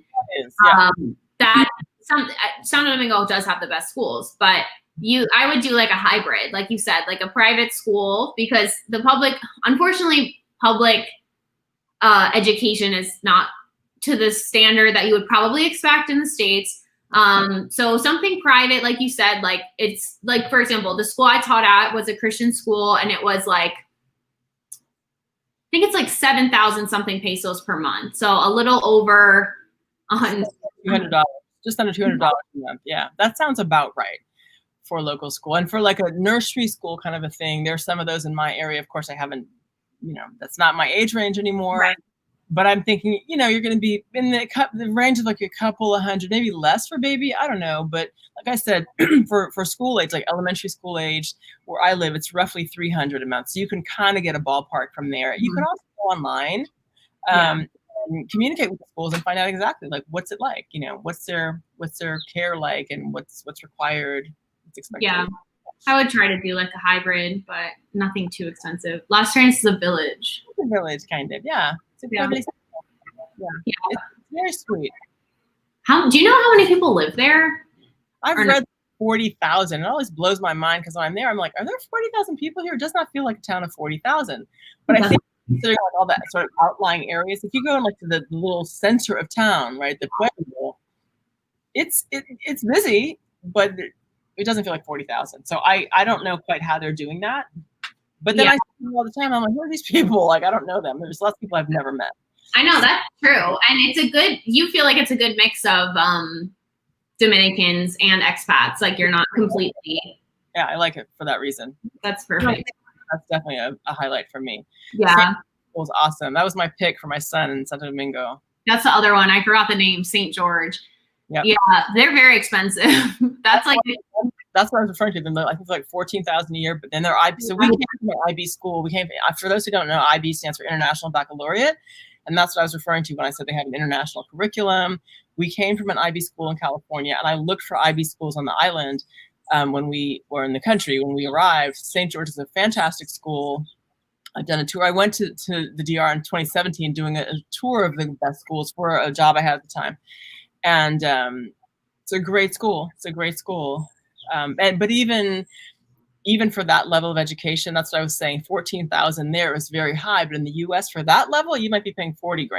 Yeah, that's the thing. It's for there, but for there too, $14,000. I'm like, every time I see Cara Morgan prices, I'm like, oof, that is for expats. Yeah.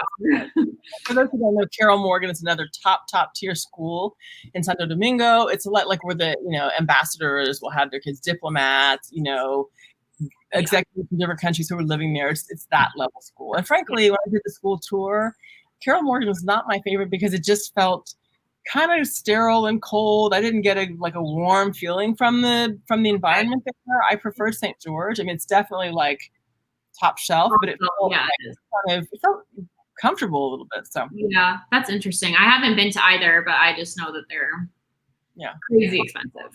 Yeah. I'm trying to think what other questions I had for you. Or if you guys have any kind of like last questions. Let me ask you a question. Can I ask you a question? Yeah.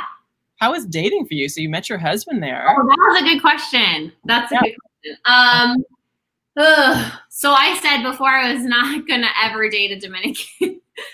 before I moved there, because I had been going on trips, kind of talked to a Dominican a little bit, and I had already known about the whole like Sanki lying situation, and he literally like had a fiance and she was American, and like he told me she was his aunt and all this stuff, and I was like, some Dominicans honestly are the best liars I've ever met, and they can look at, I'm like, you guys should be in Hollywood, like the way they can look, or I guess this one, looking you in the eye and like lie. I could never do that. But after that, I was like, I'm moving for 1 year. I'm gonna teach, I'm gonna come back, and I'm not gonna meet anyone. And my parents were like, you know, good, like, because they didn't want me to stay forever.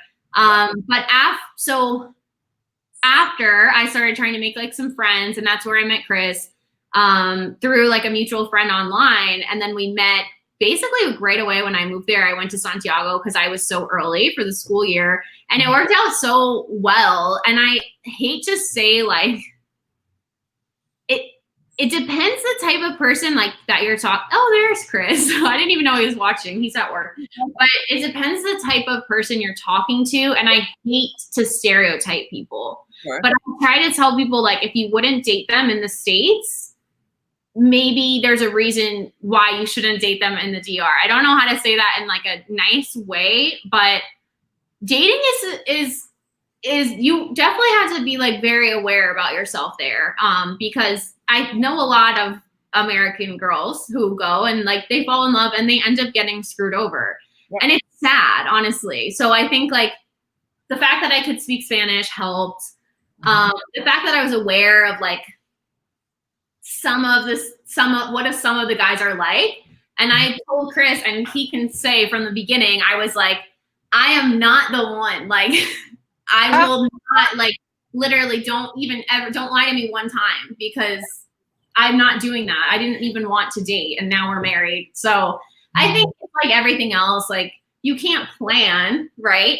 What's going to happen. But I do give people certain advice about dating in DR. Like, it's different.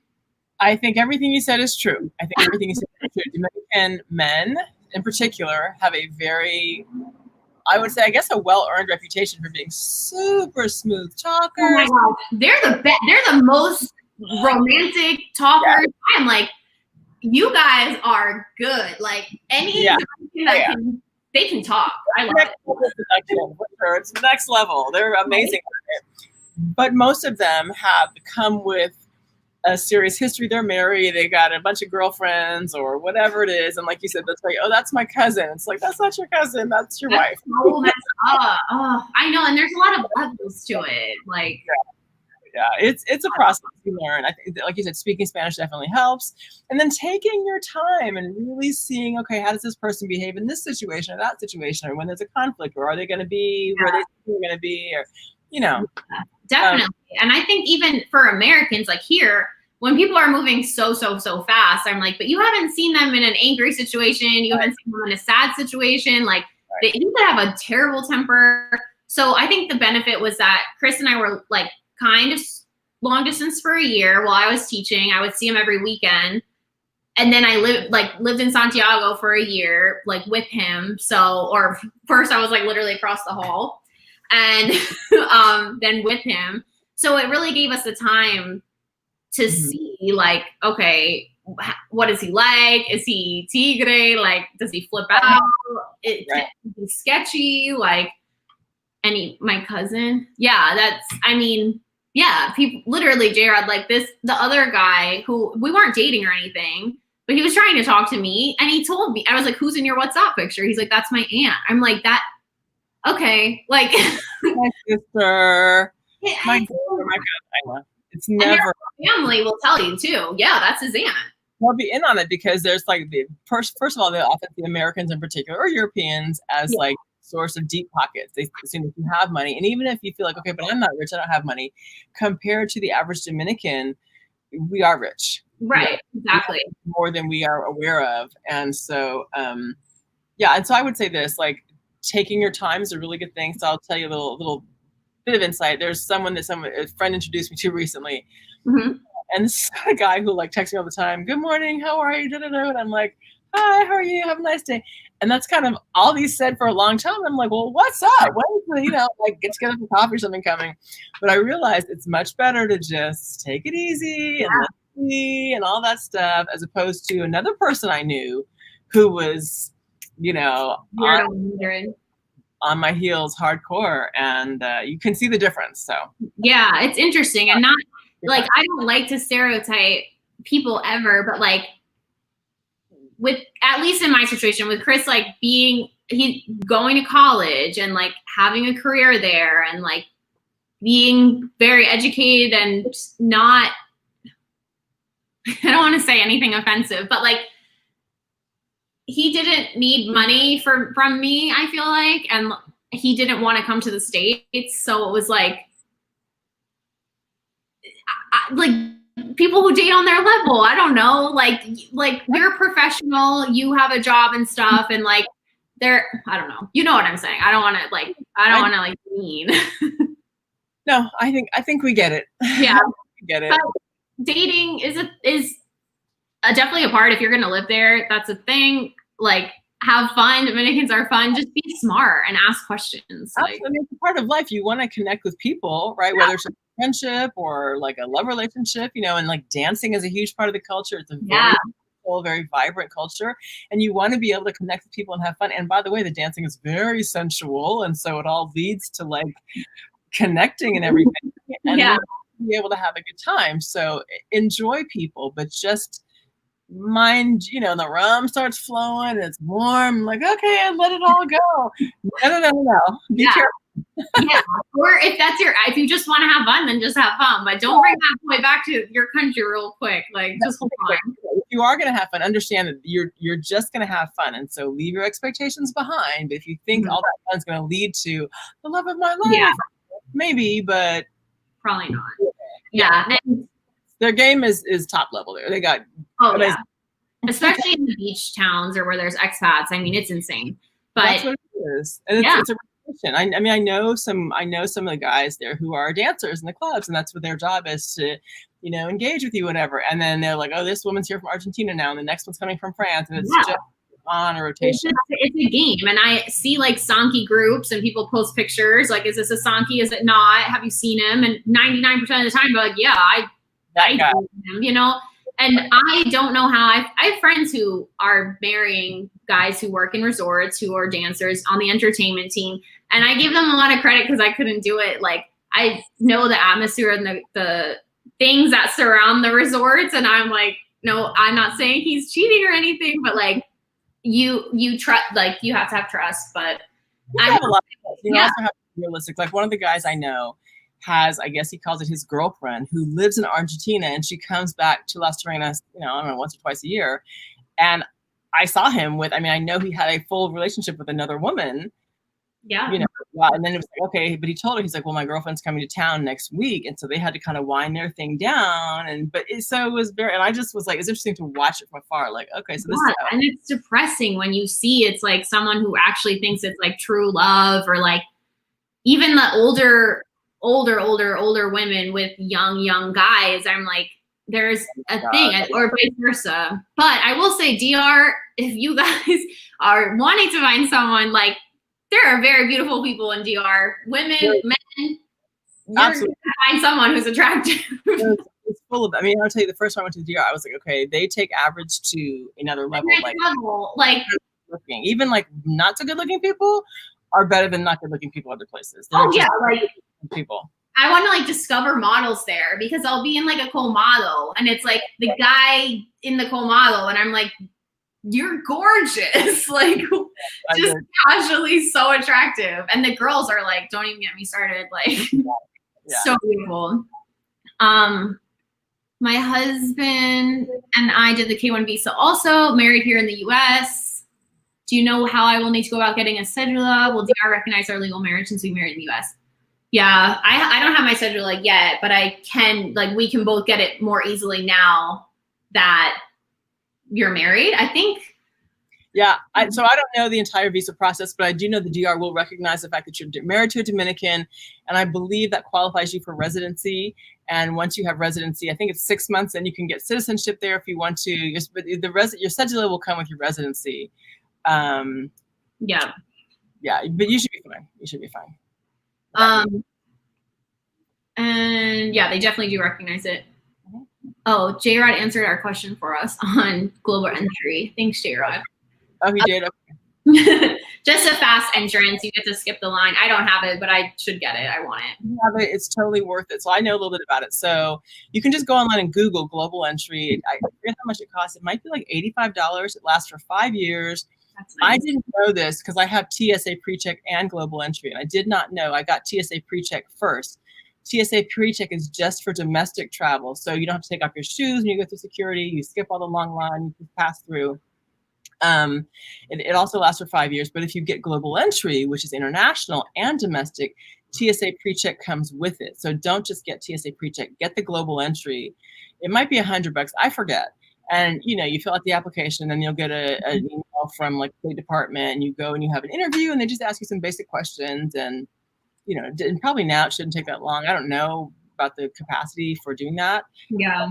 But Google it. It'll be fine. It's on hold. Okay. Yeah, well, because of what's happening. But when it was not on hold, I think I got mine within a month or something. It wasn't. I got it for my son. You can't. By the way, if you have children, each person has to have their own global entry like membership or whatever it's called. Yeah, for sure. Sounds worth it. I don't know why I don't have one yet, but definitely sounds worth it. And customs lines, you come in and we literally sailed right through. Like, okay, they check your thing, boom. That's amazing. I need to do that. Yes. Because Miami, oh my gosh, Miami's my nightmare. Every time I fly in Miami, I'm like, this is the longest line ever. I hate it. I can't. Anyone else have any questions for Kelly? DR related, moving, everything like that? Mm-hmm. Real estate, property, children. Literally everything. Anything and everything. I think, is your son, like, does he appear on your channel or do you keep him off? He's popped in a few times. Initially, I didn't really want to have him on because, I don't know I don't know. I haven't shown my home where I live. People can get like glimpses, but I have not done like a whole tour because I feel like I want to have something that's just for me. You have to be careful. I've had some men write some interesting things to me, and I'm like, okay, definitely. I don't want anyone to know exactly where I'm living, or and I don't feel afraid. And also, my son's just not that interested. No, I bet he's like, I don't know what she's doing. He's really kind of into it. He's much more kind of reserved. Yeah, I'm an extrovert, and I can talk all day. No, that's so cool. I had a couple of good questions and I can't remember them. And literally one just came in my head. What was it? I don't remember. When are you headed back? On Friday. Okay. I think we do an overnight and we arrive on Saturday. And he starts school Monday, so I'm telling him you need to go to bed at a reasonable hour now. It's not Sunday anymore. It's like get down. That's a really long trip. And same with me in Arizona. It's a voyage now. Well, from California to Miami is the big hump, which is why it's nice we're going to go overnight. And then to Miami, though, it's a quick 2 hours, 2.5 hours. Yeah, that's nice. Kelly's a great dancer. I feel like when you're talking about, I was like, I feel like Kelly's such a good dancer. I'm not. And I would love to see that because I'm so jealous of people who can dance well. Like, well, I miss thank you both for that. I appreciate it. I was getting pretty good at salsa and then COVID happened. And so I haven't had a dance lesson in months. And I really miss it because in addition to like just the music, which I love, and the movement, it's so beautiful. It's a great workout, and I do it. I do it because it makes me feel good. It makes me feel really happy. And I like, if you have any stress, it's just awesome. And my dance teacher's kind of like a friend of mine now. He's really cool. So fun. Yeah, it's awesome. I want to do a lesson, but I'm embarrassed to even do a lesson. Like even here in Arizona, like, oh gosh, like, I can do bachata in the most basic level, but like the hip action, I feel like I know how to do it. And then Chris is just laughing at me and I'm like, I give up. Like I can't. And then you go out and you see these girls that are like, I'm like, you aren't even trying and you look so good. Watch. It's cool thing to see people dancing like that. I mean, so bachata is, I think it's pretty easy because it's like 1, 2, 3, 4. That's why I can do it. I'll do a little flair on there. Salsa is definitely the most complicated because there's actually steps and movements. And so when I'm in my class, I got it. I'm like, I look good. Whatever. I'll dress up for my class because I'm like, okay, this is when I can kind of shine in here. But then I go to the club and do it, and I'm scared to remember. and it's kind of a crash and burn. You probably look so much better than you think, but salsa is hard for me. Like I maybe one day I'll learn, but not today. The name of your channel, Free Island Girl. Free Island Girl is the name of my channel. It should come up first. Yeah. Pardon? I think it comes right up first when I was. Oh, is that right? Okay. I think. No, I was have a disclaimer because you mentioned earlier about like not doing regular videos because of the internet situation or whatever. Yeah. I was doing at one point for a short amount of time, I was doing twice a week, which was amazing, and it would definitely help my channel grow. I don't have a huge channel, but it was a lot of work, and I have like a couple different jobs that I do. You've heard me say I'm raising a child. I'm a single parent, and so I'm not one that's on all the time. And some people are like, you should really be more consistent. I have people write me and they're like, when are you gonna do another video? But I pop in sometimes and I just, I show what I show. And that's fine.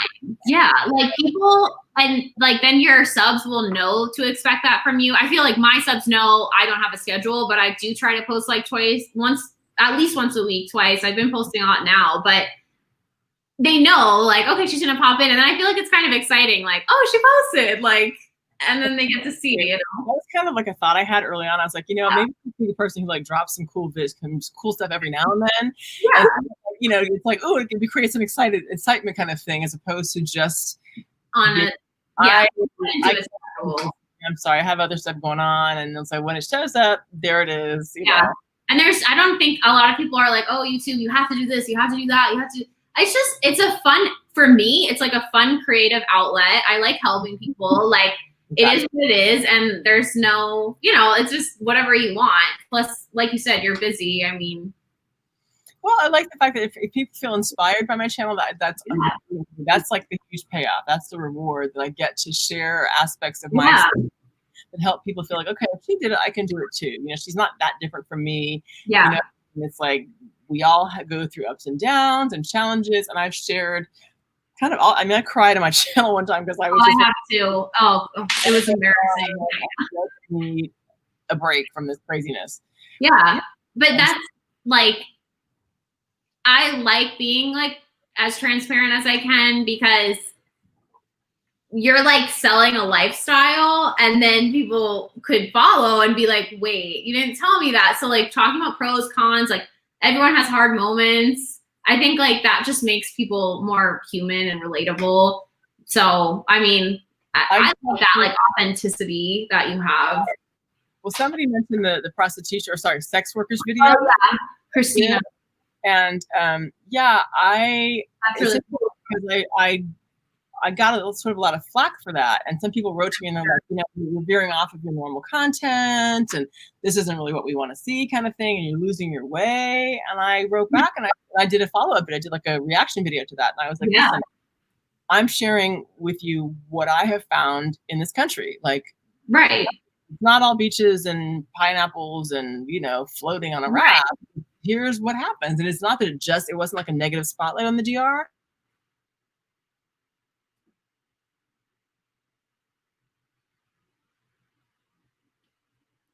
Hello.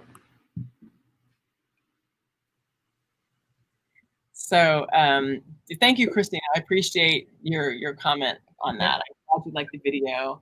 And it's funny because those are the two still most popular videos that I have on my channel. I think people have found that to be really interesting for whatever reason. Interesting. Yeah, I mean, I was thinking about doing an interview like that, but I did interview like child street vendors, and that I know a couple people were like, why did you put that, blah, blah, blah. And I was like, I mean, like you said, like, this is a reality of like where you live. I also did a video like 5 things I hate about living in the DR. That one, of course, gets so much more views than the 5 things I love about being in the DR.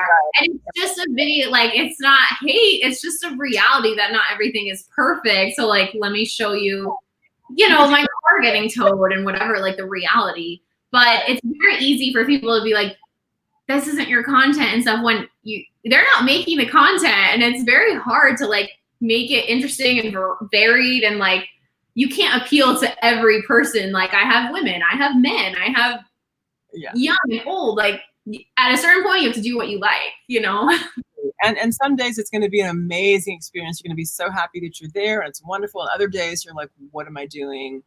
And why is this country so backward? Or why is it so inefficient? Or how come these people don't understand? They should be doing it this way. And it's like, no, this is what it is. And so you have to adjust. And so I just try to share all of that. And I even share sometimes, I'm like, I don't even really know what's going on right now, but here's where I am with my life. And so, yeah, just like transparency.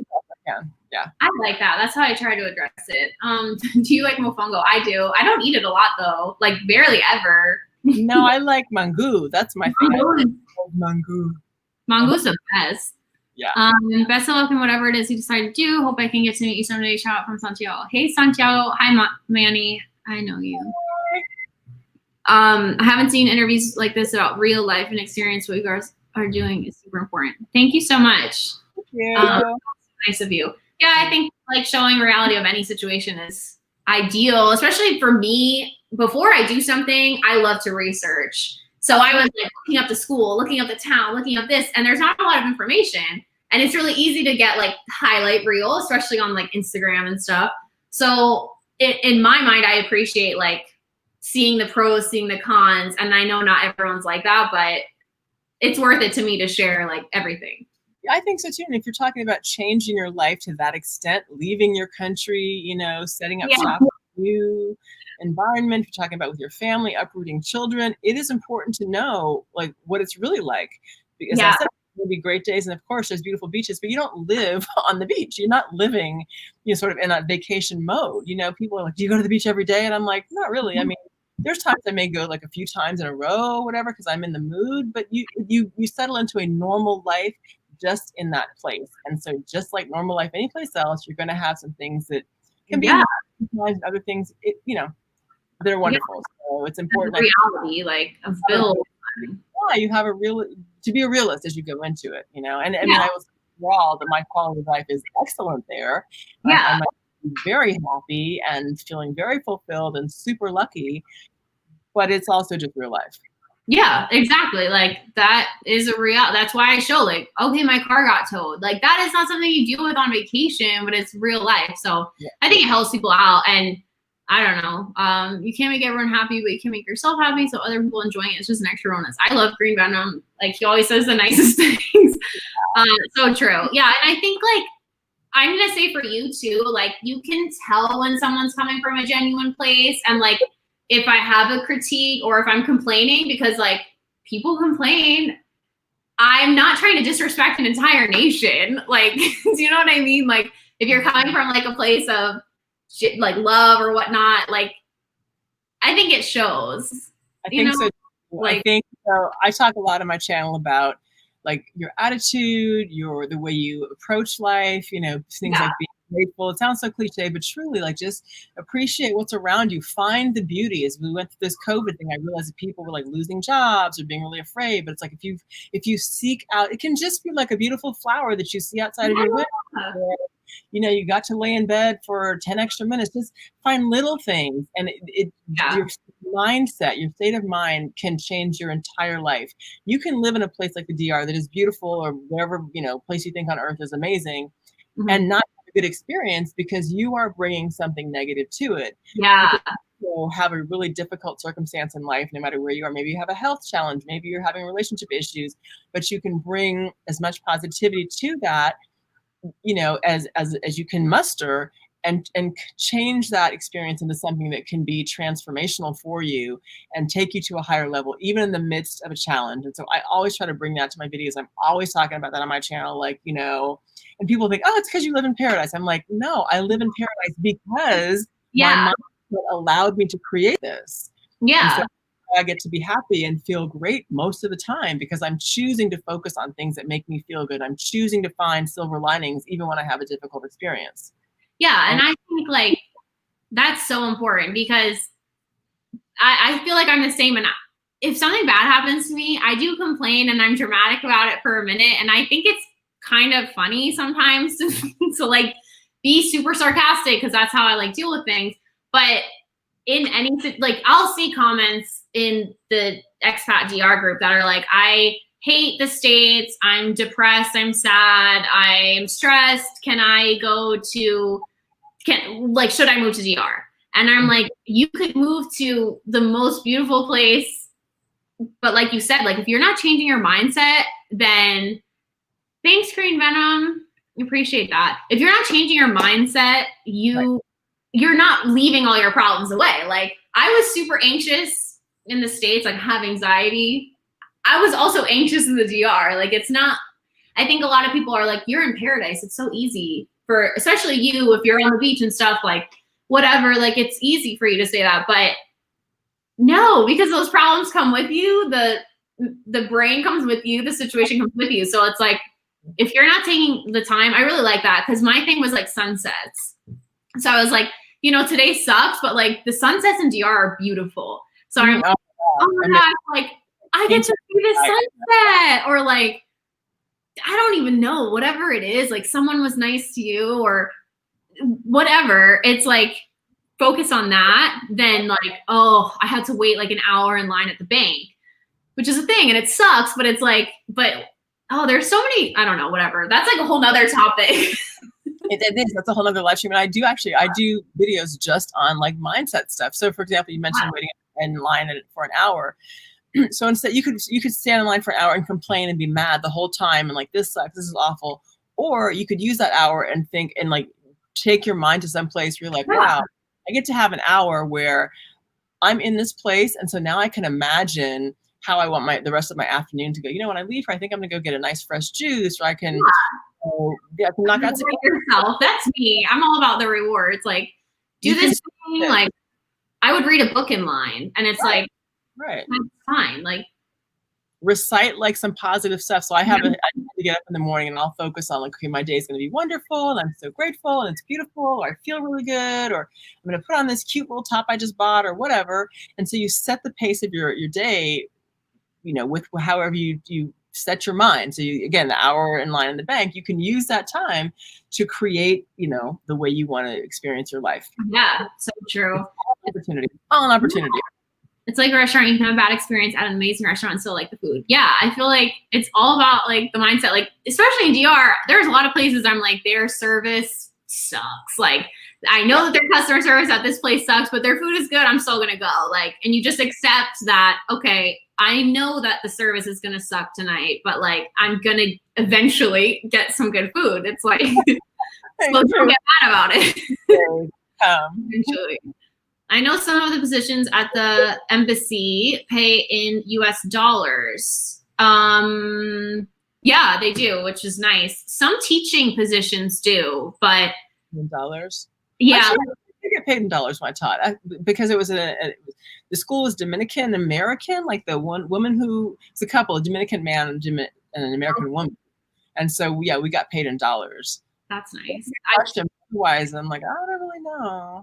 I think so not necessarily dollars, but more realistic. For example, like Santiago Christian School, they get paid like $20,000 a year, whereas like my school was like $400 a month. So it might not be in dollar currency, but you're getting a much better salary. Like Carol Morgan teachers, they make like $40,000 a year in dollars, or dollars, and they get paid in pesos, but it's a lot. Right. So there are certain industries you can enter and you're getting like a competitive wage, but it's few and far between, I think. Maybe some hotels, but even that, I would not assume so. Yeah, they might pay you the equivalent of dollars, but like when I taught at the school, it was like, you know, it's like $600 a month, not very much, but it was in pesos. Right. You know, but no, I mean, for me, my dollars come straight from the US. And that's how I like it. And me too. Yeah, get a remote job. It's literally and now, especially with COVID, I think a lot of businesses are like, okay, we're not even going to go back into person because we're seeing all these advantages, and they save like, I think it's like $3,000 a year per employee by being remote. A pro tip for you guys, if you're interested in living in the DR, when you get a lease, if you're renting, make sure that your rent is that the amount you're paying is in pesos. Right. So if you're paying like, let's say 30,000 pesos a month, right? Mm-hmm. And when the dollar goes up or down, if the dollar goes down, you know, you may pay a little more, but usually the strength of the dollar is much greater than the strength of the peso. So right now, my rent is in pesos, and so the dollar is stronger. So technically, my rent has dropped, which is awesome. Ooh, But yeah. if my rent had been in dollars, I still have to pay whatever that amount is in the equivalent of pesos. So Yeah, that's interesting. That is a really good tip. Yeah. I think it does make really good, it makes a lot of sense to get a remote job if you can. And then what I did was I taught, but I also worked online. So I didn't worry that the income was $400 a month because I had my online job. Yeah, Right. you're doubling your work, but you know, I work a lot anyway, so it's whatever. And I still work online remotely. So I've always had money coming in from the US too, Yeah. even when I work there. yeah, It's just, I find that you need it. I mean, is it possible to live on what they pay? Yes, but not in the way that I was used to. And I didn't want to give up everything in order to live, I don't say like a Dominican, but you know, according to that standard or that salary, yeah. And you Yeah. still want to save money. I mean, we still need the mindset of like, okay, like you said, maybe I have to move back to California and split my time. So planning for the future is like important too.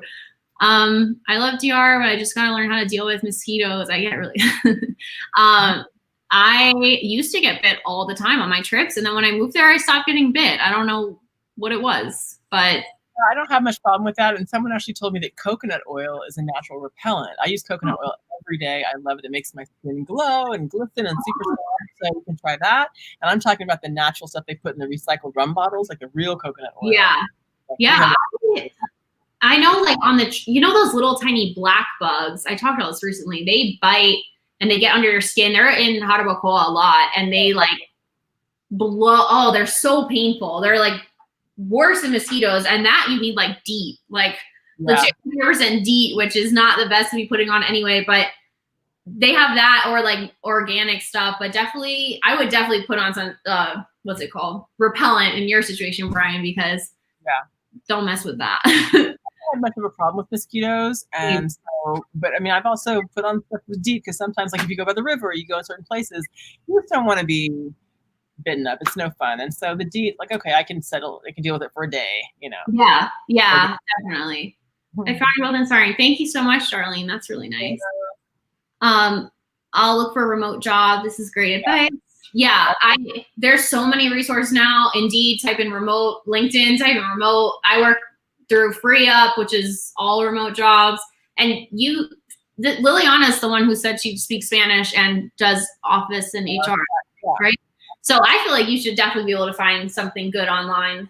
Yeah, everything's online now, so it's like it's wide open. That's why I say there's always a silver lining. It depends on your mindset. So in a way, people are complaining about COVID, and I get it, of course. But look at what it's opened up for all of us. The opportunities are endless. You know, you can create your own thing. Like, what services do people need? They don't even have to be in the DR. Like, how can you create a solution for someone? Think about your own life. You know, someone need to be organized or have their, you know, like for example, I'm a person who I need to do this so much with all my emails. I need to like put them in different files, like for this client or that client. It's just, I'm not that way. So someone who could come in and be like, okay, I'm going to organize this whole thing for you. Yeah. A dream. And they can be in Tokyo. It doesn't matter, you know. I have like 10 different email addresses for each of my clients. And like, this is my nightmare. There's way too much to do. But yeah, it's cool, like how many opportunities I found online, and you get paid in dollars, you live there, and then you like do something you're passionate about in DR as a part-time job or a hobby. Whereas like I love volunteering. So I was like, there's not a lot of jobs at like foster homes or the orphanages, or not foster homes, the orphanages or like the group homes and stuff. But they always take volunteers. So. And that's a great way to meet people. So you like I told you, I got paid. It was like next to nothing, but I met lots of parents. I met folks in the community, and so in fact, that's how I got my second job there when I started doing real estate. It's because the people who own the real estate company were parents of a child at the school, and they really didn't speak English. They wanted someone who spoke English, and they approached me like, "Well, you're a lawyer. You have this. You can do the contracts and all that." And so that was my next gig, was working with them. Perfect. Yeah, I love that.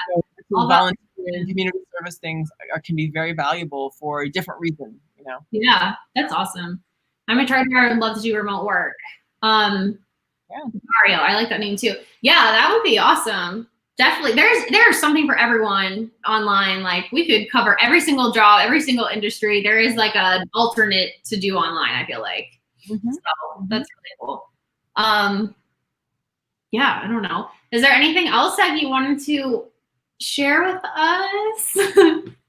I feel like I covered all my questions. We covered a lot. Yeah. I mean, again, if like leading people here, I would say believe that anything is possible. Again, I think for me, mindset and creation is, when I say creation, I'm talking about how to create what you want in your life. Everything starts in your mind. There is nothing outside of us that is beyond our grasp. Everything comes from within.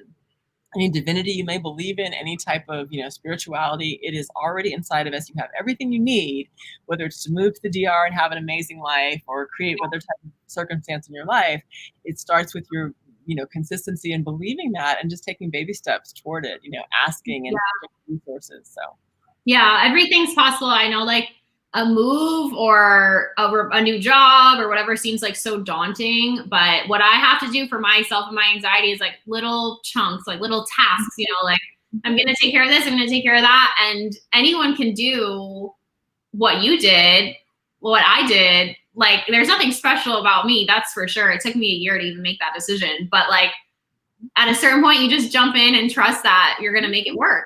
And it's always worth it, I feel like. If it sucks and you hate it, you come home and at least you grew as a person. That's what I tell people. I have friends who are like, oh my God, you sold your car, you sold this, you sold your furniture. Like, what are you going to do? And do you know anybody there? And I was like, not really. What about your son? I was like, well, he's going to be fine. Like I said, he speaks some Spanish. And guess what? If it doesn't work, they do have planes that fly back, right?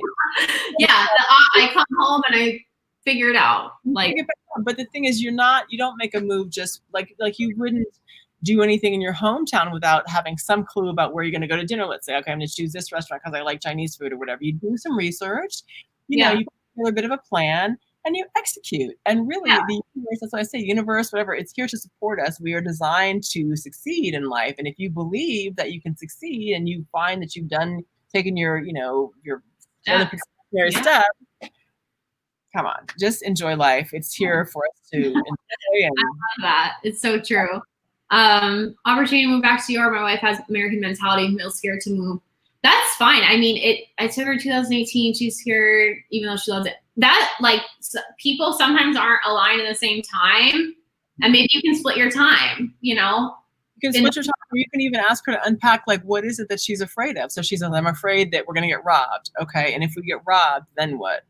Well, I would feel like we're not safe there. Okay. But, is it possible to overcome that? Because here's the thing, you can be robbed anywhere. And I'm just as like a random, example. No, but maybe try to unpack that with her and figure out, okay, well, what is it that she's really afraid of? Is she afraid that like you won't be able to find a job? You won't have money?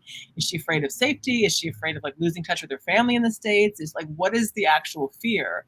And begin to explore that and maybe walk through it. So you realize, okay, is it a realistic fear? And even if the worst case scenario happens, does that mean it's a bad idea? Like someone asked earlier, if you're mugged, would you say it's a horrible place to live? Like, no, you can get mugged anywhere. Yeah.